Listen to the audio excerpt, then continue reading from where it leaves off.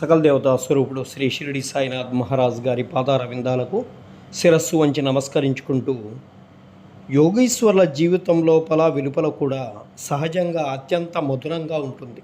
వారు నడిచిన, భుజించిన, మాట్లాడిన, ఏ పని చేసినో అన్నీ మధురంగానే ఉంటాయి. వారి జీవితము మూర్తీభవించినటువంటి ఆనందం. శ్రీ సాయి తమ భక్తులు నెప్తి ఎందుంచుకొను నిమిత్తము వానిని కథలుగా మనం చెప్పుకుంటున్నాం.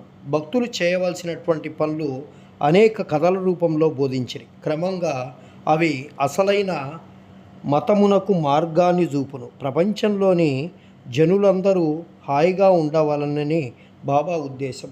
కానీ వారు జాగ్రత్తగా నుండి జీవితాంతము అనగా ఆత్మ సాక్షాత్కారమును సంపాదించవలనని వారి ఉద్దేశం. గత జన్మల పుణ్యము కొలది మనకు మానవ జన్మ లభించింది కాబట్టి దాని సహాయంతో భక్తిని అవలంబించి దాని పట్ల జన్మరాహిత్యమును పొందవలెను. శ్రీ సచ్చిదానంద సద్గురు